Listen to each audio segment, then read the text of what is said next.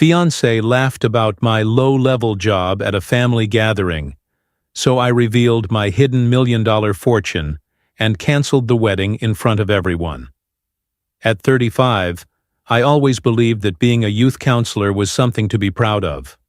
I worked in a community center in Portland, guiding troubled teens and supporting them through difficult phases in their lives.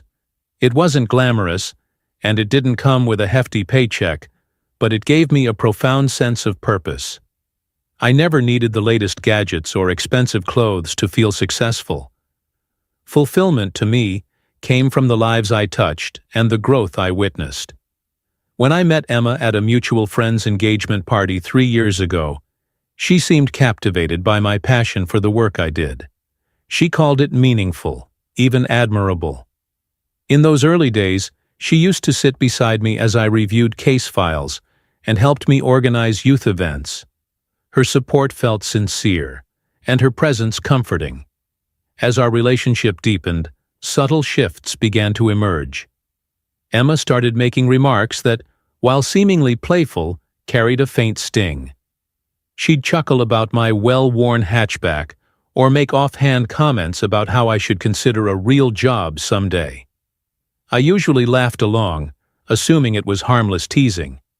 Emma's family, however, didn't bother to hide their disapproval. Her mother, in particular, was openly skeptical of my career choice. At one family dinner, she pulled me aside and asked if I had any plans to move up in life. When I replied that I was content with my path, she sighed and muttered something about how her daughter deserved someone more ambitious. Her father was no better.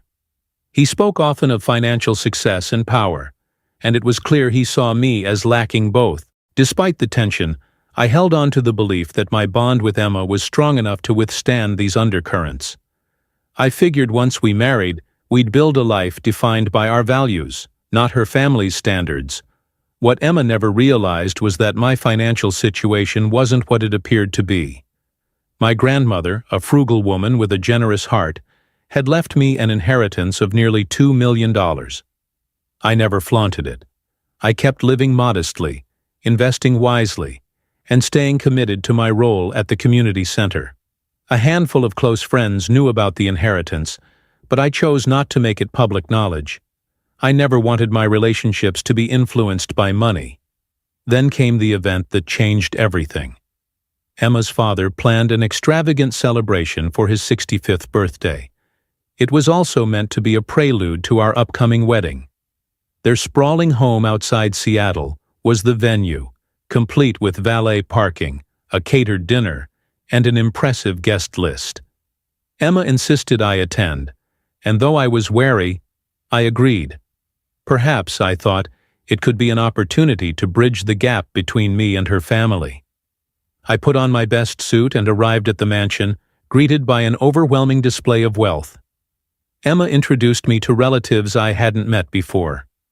Many of them smiled politely, but I could sense the underlying judgment when my profession came up.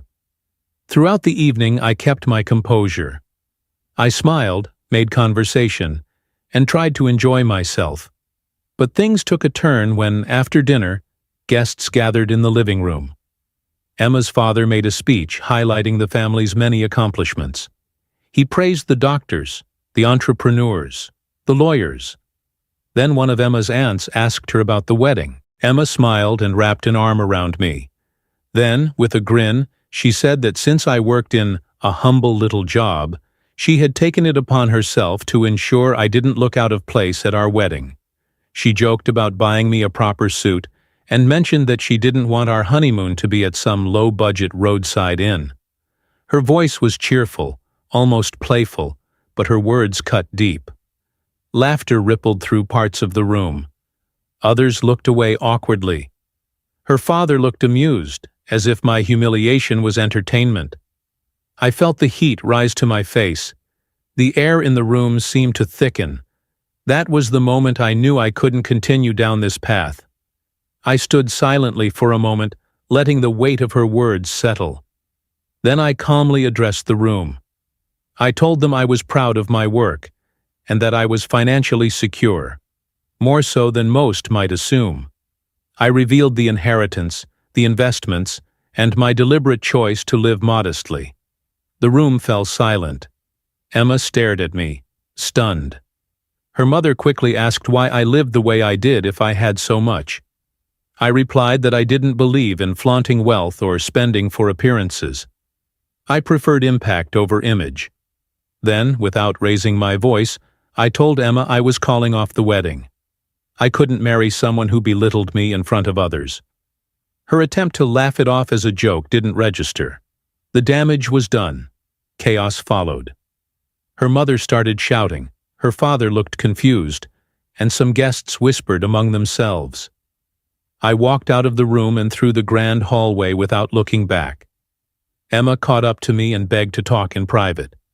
We stepped into a study and she was already in tears. She asked how I could embarrass her like that. I reminded her that she had done the same to me, and not for the first time. She insisted it was just a joke, but I couldn't believe her.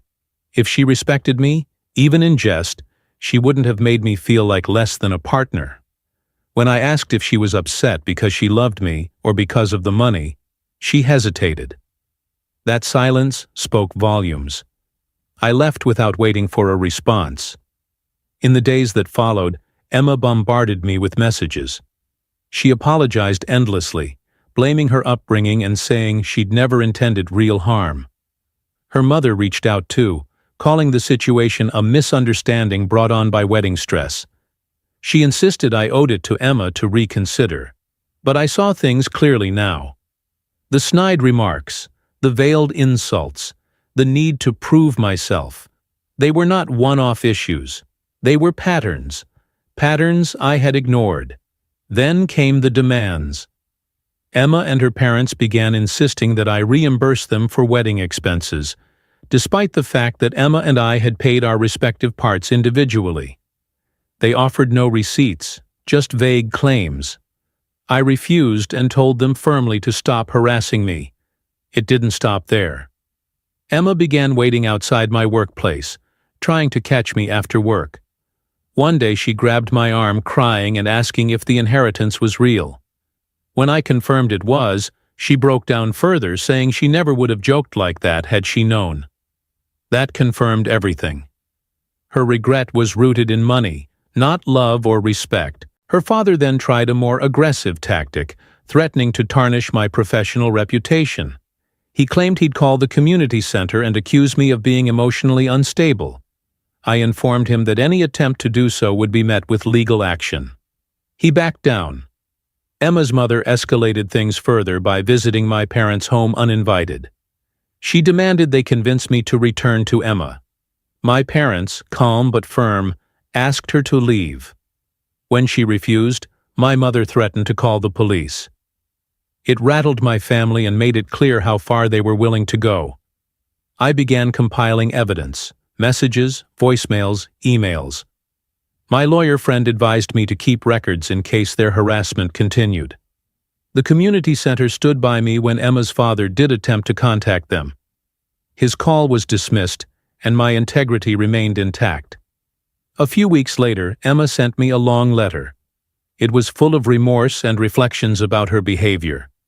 She wrote about wanting to change, about cutting ties with her parents if necessary. She said she loved me and didn't care about the money. Maybe a part of her meant it. But too much had been said. Too much revealed. I wrote back briefly, accepting her apology but reaffirming that we were done.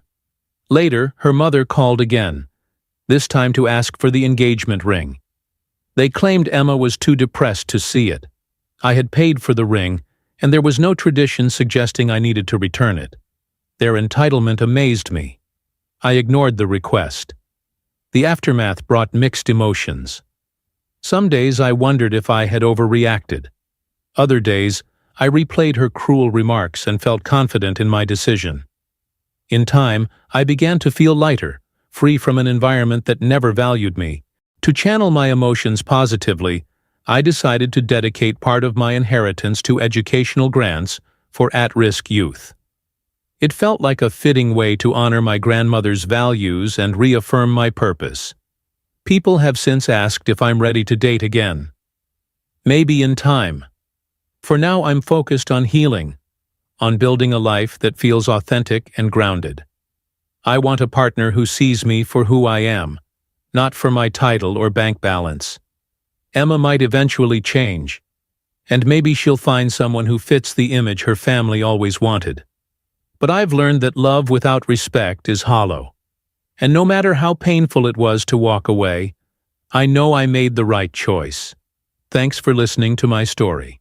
If you found it meaningful, don't forget to like and subscribe to the channel for more stories like this.